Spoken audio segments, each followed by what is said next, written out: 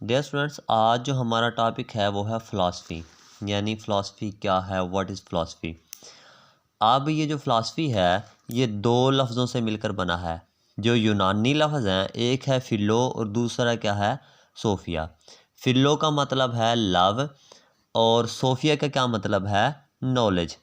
यानी नॉलेज से, इल्म से मोहब्बत करना क्या कहलाता है, फ़िलासफ़ी कहलाता है। यानी हर वो मुआशरा या वो तहज़ीब जो इल्म से मोहब्बत करता हो, वो क्या करेगा, वो हमेशा से तरक्की पाएगा। और ये जो फ़िलासफ़ी है ये तमाम अलूम की क्या है, ये माँ है। तमाम के तमाम अलूम इसी से निकले हैं। यानी फ़िलासफ़ी को हम जनरल लफ्ज़ों में कह सकते हैं कि इंसानी अक्ल को, इंसानी ब्रेन को यूज़ करते हुए, बरूए कार लाते हुए हम किसी भी दरपेश मसाइल को, जो हम मसले मसाइल को जो हल करने की जो हमारी सलाहियत है, वो हमारी क्या कहलाती है, फ़िलासफ़ी कहलाती है। अब इल्म से मोहब्बत की पिछले दिनों में एक थोड़ा सा आर्टिकल पढ़ रहा था, उसमें था कि अल्लामा इकबाल एक मर्तबा एक पार्क में बैठे हुए थे, तो सब बच्चे खेल रहे थे। एक बच्चा बहुत ही ज़्यादा महवे हैरत था, यानी इकबाल को महवे हैरत में डाल दिया। कैसे डाल दिया? वो बच्चा पढ़ाई लिखाई में बड़ा मगन था, बड़ा मसरूफ़ था। इकबाल उस बच्चे से बड़ा मुतासिर हुआ। उसने कहा, कमाल है यार, दूसरे बच्चे इसके साथ के, इसके हम उम्र खेल रहे हैं और ये खेलने से गुरेज कर रहा है, बड़ा मशगूल है, बड़ा पढ़ाई में गर्क है। तो इकबाल ने उससे मुतासिर होकर उसके पास गया। पास जाके पूछा, बेटा आप किस लिए पढ़ रहे हैं? आपके जो बकाया फेलोज़ हैं, जो बकाया दोस्त हैं आपके, वो खेल रहे हैं और आप पढ़ रहे हैं। तो उसने बड़ा प्यारा जवाब दिया। उसने कहा, मेरे पास इतना टाइम नहीं है कि मैं खेलूं, यानी खेलने का मेरे पास टाइम नहीं है। तो अगर मैं खेलने में चला गया तो मेरी कौम का क्या हाल होगा? इकबाल ने कहा, यार तेरी कौम कौन सी है? उसने कहा, मैं यहूदी हूँ। इकबाल बहुत ही ज़्यादा हैरत में हुआ और उस लड़के ने इससे आगे बहुत ही ऐसा जवाब दिया, इकबाल और ज़्यादा हैरत में पड़ गया। उसने कहा, हम दुनिया में बहुत थोड़े हैं, हमारी तादाद बहुत थोड़ी है। अगर हम खेलने खेलने कूदने में लग गए तो हमारी तादाद का क्या होगा? लोग हमें रूंद के चले जाएंगे। हम तो दुनिया पे हुकूमत करना चाहते हैं, हम तो दुनिया को मुसल्लत करना चाहते हैं। ये उन दिनों की बात है, अल्लामा इकबाल के दौर की। आज देख लें क्या हो रहा है, हम खेल तमाशे में हैं और हमारी मुल्क को, मिल्लत, कौम, टोटल के टोटल मुस्लिम कौम खेल तमाशे में है और वो देख ले कहाँ से कहाँ पहुँच गए। चलें उसके बाद आते हैं, हमारा नेक्स्ट टॉपिक है स्टाइल ऑफ फ़िलासफ़ी। यानी स्टाइल क्या है फ़िलासफ़ी के, तो कितने तरीके हैं, कितने मेथड्स हैं, कितने मोड्स हैं। अब इसके हैं 3 स्टेप्स, 3 स्टाइल हैं। पहला स्टाइल है स्पेकुलेटिव फ़िलासफ़ी, दूसरा स्टाइल है प्रेस्पेक्टिव फ़िलासफ़ी, तीसरा स्टाइल है एनालिटिकल फ़िलासफ़ी। अब ये स्पेकुलेटिव फ़िलासफ़ी ये क्या होता है? इसमें होता है कि हम सबसे पहले हम थ्योरी को डेवलप करते हैं। थ्योरी डेवलप क्या होती है? थ्योरी डेवलपमेंट से क्या मुराद है? थ्योरी डेवलपमेंट से मुराद है कि हमारे जहन के अंदर कोई आइडिया आता है। क्या आता है हमारे जहन के अंदर? कोई ना कोई आइडिया आता है, कोई ना कोई ख्याल आता है। ख्याल किस किस्म का आता है? मिसाल के तौर पे हम ये सोचते हैं कि हम कौन हैं, हाउ वी आर, हमें किसने बनाया, कायनात कैसे बनी, ये निज़ाम कैसे चल रहा है। हमने ये थ्योरी बना ली, एक आइडिया बना लिया, एक हमारे जहन में तख़य्युल बन गया। उसके बाद जो पर्सपेक्टिव फ़िलासफ़ी है वो ये करती है, इसको एवल्यूट करती है, यानी इसका जायज़ा लेती है कि आया ये दुरुस्त हमारे जहन में ख़्याल बना है या ये हमारे जहन में गलत ख़्याल बना है। उसके बाद जो होता है एनालिटिकल असेसमेंट। एनालिटिकल असेसमेंट क्या करती है? वो हमारे जहन में सबसे पहले थ्योरी बन गई, थ्योरी बनने के बाद हमने उसे एवल्यूट कर लिया, एवल्यूट करने के बाद ये जो एनालिटिकल है ये क्या करती है? इसको एक्सप्लेन करती है, यानी इसके कंपोनेंट्स में इसको छोटे छोटे एक्सप्लेन कैसे करती है? डायरेक्टली एक्सप्लेन नहीं करती, इसको कंपोनेंट्स में, इसके अज्जा में तब्दील कर देती है, इसको पार्ट्स में तब्दील कर देती है इस थ्योरी को। और जो हमने एवल्यूट किया और जो उससे जो मुकम्मल थ्योरी थी उसके क्या करती है? उसके पार्ट्स बना देती है। अब speculative philosophy concerns with theory, यानी स्पेकुलेटिव जो फ़िलासफ़ी है वो डील करती है किस चीज़ से? जो हमारे थ्योरी डेवलपमेंट है। अब जब ये स्पेकुलेटिव फ़िलासफ़ी कब पैदा होती है? ये उस वक्त पैदा होती है जब हम ये सोचते हैं कि इंसान की तख्लीक का क्या मकसद। हमारे जहन में ये आता है कि हम इंसान हैं, हमें किस मकसद के लिए हमें तख्लीक किया गया।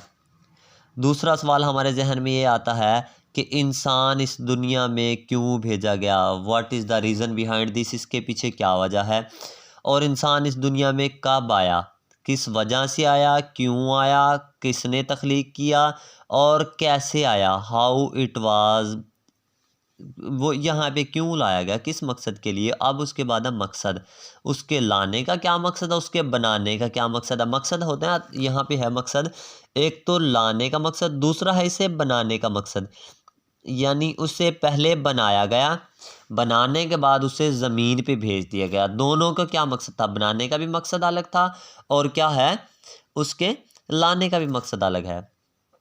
इंसान के बुरे और अच्छे रवैये के बारे में सोच रहे हैं, यानी इंसान अपने, ये हम एवल्यूट कर रहे हैं, हम उसके जायज़ा ले रहे हैं कि हम उसके अच्छे और बुरे रवैये के बारे में हम क्या सोच रहे हैं। अब जो philosophical becomes speculative when these questions rise in our mind about ultimate nature। जब हम ultimate nature के मुताबिक कोई सवाल करते हैं, ultimate nature ये होता है, ultimate nature से मुराद है असल हकीकी ऐसी ट्रूथ जो कभी भी किसी हालत में भी तब्दील ना हो। दुनिया यहाँ की वहाँ हो जाए लेकिन वो कभी भी अपनी हालत में तब्दील ना हो, अपनी हालत को तब्दील न करे। What does the mean to be, यानी what does it mean to be, यानी इसके क्या मतलब है, हमें क्यों यहाँ पे भेजा गया।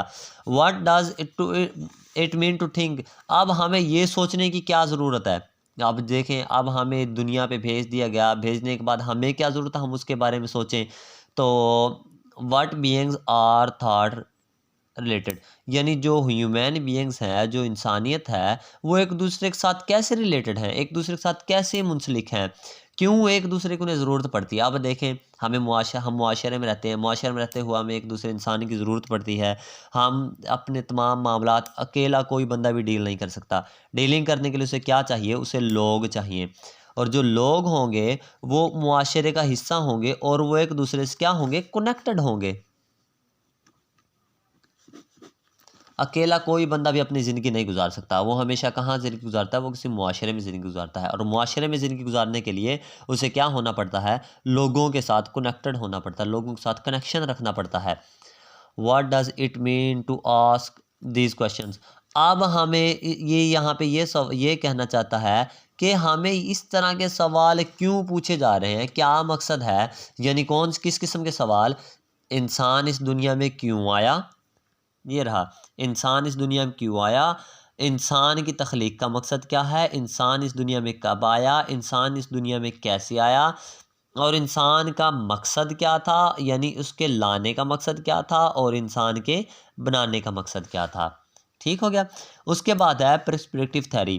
प्रिस्पेक्टिव थ्योरी क्या करती है, जैसे हम ऊपर यहाँ पे पढ़ के आए हैं, perspective theory evaluate the theory, यानी ये प्रिस्पेक्टिव जो फिलॉसफी है ये थ्योरी को एवल्यूट करती है। अब ये उसका जायज़ा लेगी, उसको देखेगी, उसके प्लस पॉइंट्स देखेगी और उसके नेगेटिव पॉइंट्स देखेगी। It concerns with the theory evolution, ये एवोल्यूशन करती है, उसका जायज़ा लेती है। जायज़ा किस किस्म का लेगी, what is the good or bad, वो ये बताएगी कि इंसान के अंदर अच्छाई क्या है और बुराई क्या है। अब हर इंसान के अंदर दोनों चीज़ें होती हैं, अच्छाई और बुराई। अब जैसे वो काबा मुझे खींचे है, कुफर मुझे रोके है, काबा मेरे पीछे है, कलीसा मेरे आगे है। तो हर इंसान के अंदर दो किस्म की क़ुव्वत होती हैं, अच्छाई और बुराई की। अब दोनों दिल के जज्बे का नाम है, दोनों इरादे का नाम है। अच्छाई करें ये भी इरादा है, बुराई करें ये भी इरादा है। बाज़ औक़ात अन इरादा तौर पर हम अच्छाई भी कर लेते हैं, बाज़ औक़ात हम अनकॉन्शियसनेस बग़ैर इरादा तौर पर, गैर इरादी तौर पर हम बुराई भी कर लेते हैं। यानी हमारा इरादा नहीं होता, हमें पता नहीं होता और हमारे हाथ से बुराई हो जाती है। इसी तरह हमें पता नहीं होता, हमारा इरादा नहीं होता, हम नेकी भी कर लेते हैं। लेकिन ये कभी कभार शाज़ व नाज़िर होता है, लेकिन अक्सर जो चांसेस होते हैं वो हम जानबूझ के नेकी भी करते हैं और जानबूझ के हम बुराई भी करते हैं। जैसे नेकी जानबूझ के हम क्या करते हैं, किसी भी इंसान को नेक मशवरा दे दिया, ये नेकी है। किसी भी इंसान को जानबूझ के गड्ढे के अंदर फेंक दिया, किसी अंधे के साथ बेहुदा मजाक कर लिया, या कोई छोटा, जैसे आजकल सर्दियाँ हैं, छोटा कोई गुल्लर वगैरह या छोटा पप्पी गली में गुजर रहे थे, गुजरते गुजरते उसे एक ठुड्डा रसीद कर दिया, ये क्या है, हमारी बैड हैबिट है, ये हमारे नेगेटिव पॉइंट्स हैं। उसके बाद है व्हाट इज़ द ब्यूटी, ये कंसर्न करती है कि हुस्न क्या है, यानी कायनात में जो अल्लाह तबारक व तआला ने ये कायनात पैदा की है, इसके अंदर हुस्न कैसे पैदा होगा। अब इसकी मैं मिसाल, जनरल मिसाल देता हूँ, इसकी मिसाल देंगे एक क्लासरूम से। अब ये हमें सिखाती है कि अल्लाहु जमीलुन व युहिब्बुल जमाल, कुरान पाक में अल्लाह तबारक व तआला ने इरशाद फरमाया, अल्लाह तबारक व तआला खूबसूरत हैं और क्या पसंद करते हैं, अल्लाह तबारक व तआला ख़ुद खूबसूरती को पसंद करते हैं। अब अगर हम हर दुनिया की चीज़ को खूबसूरत अंदाज से देखना और खूबसूरत अंदाज से सोचना पसंद कर लें तो हमारी ज़िंदगी चेंज हो जाएगी। एक जनरल मिसाल देता हूँ, जैसे आप अपने जहन में एक तख़य्युल कर लें कि आप बीएस की क्लासरूम में बैठे हैं, ठीक हो गया। क्लासरूम में बैठने के बाद ये आपका क्लासरूम हो गया। आप अब तख़य्युल कर लें बहुत अच्छे तरीके से, यहाँ पे एग्ज़िट डोर है, 2 डोर्स हैं, एक आप दोनों में भी किसी को भी एग्ज़िट डोर और इनडोर, आउटर डोर या इंटर डोर आप बहुत अच्छे तरीके से लगे हुए हैं। फ़ैन्स की तरतीब बहुत अच्छी है, सिटिंग प्लान बहुत अच्छा है, वाइट बोर्ड बड़े अच्छे तरीके से लगा हुआ है और कमरों की में रोशनी भी है, रोशनी के लिए जालियाँ लगी हुई हैं और रोशन हवादार बड़ा पुरस्कून माहौल है, नीचे का फ़र्श बहुत अच्छा है। तो हर चीज़, सिटिंग प्लान, चेयर्स बहुत अच्छी हैं। अगर आप ये चीज़ें देखना शुरू कर देंगे ना, तो ऐटोमेटिक डेफ़िनेटली तौर पे आपका क्लासरूम में बड़ा अच्छे तरीके से दिल लगना शुरू हो जाएगा। आप दिल लगाना शुरू कर देंगे। अब अगर इसके आप बरकस जाएँ, आप ये सोचें नहीं यार ये दरवाज़े ऐसा नहीं होना था, नहीं यार ये कलर ऐसा नहीं होना था, नहीं यार ये विंडो यहाँ पे नहीं होनी थी, नहीं यार ये छत सही नहीं है, नहीं यार ये सही नहीं है, नहीं यार ये ऐसा नहीं है, तो डेफ़िनेट तौर पर आप क्या होंगे, आप बागी हो जाएंगे क्लासरूम से, आपका क्लासरूम के अंदर बिल्कुल भी दिल नहीं लगेगा। इसीलिए हर एक चीज़ में आप क्या तलाश करें, आप खूबसूरती तलाश करें। आप चीज़ों में खूबसूरती तलाश करना शुरू कर देंगे तो इंशाल्लाह आपकी ज़िंदगी खूबसूरत बन जाएगी। उसके बाद वो कहता है व्हाट एटीट्यूड्स आर बेटर, यानी जो हमारे एटीट्यूड्स हैं वो किस किस्म के बेहतर होते हैं।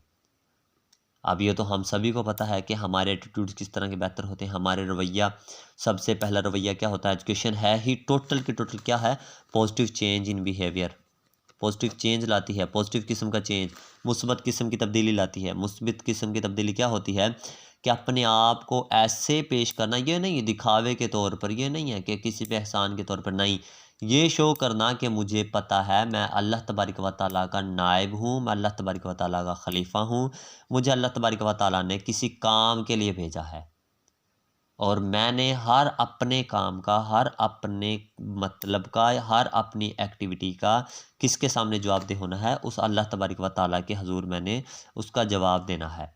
इस हिसाब से पॉजिटिव चेंज लेके आएंगे तो इस चीज़ का नाम क्या है, एजुकेशन है। What values are better than others and beneficial for mankind. अब वो वहाँ पे यहाँ पे ये कहना चाहता है कि किस किस्म की वैल्यूज़ हैं जो दूसरी वैल्यू से बेहतर हैं। मिसाल के तौर पे आप वैल्यूज़ हमारे माशरे के अंदर सोशल वैल्यूज़ ला लें, इकोनॉमिकल वैल्यूज़ लगा लें या एजुकेशनल वैल्यूज़ लगा लें या सिलेबस के हवाले से वैल्यूज़ लगा लें, बहुत ज़्यादा वैल्यू हैं।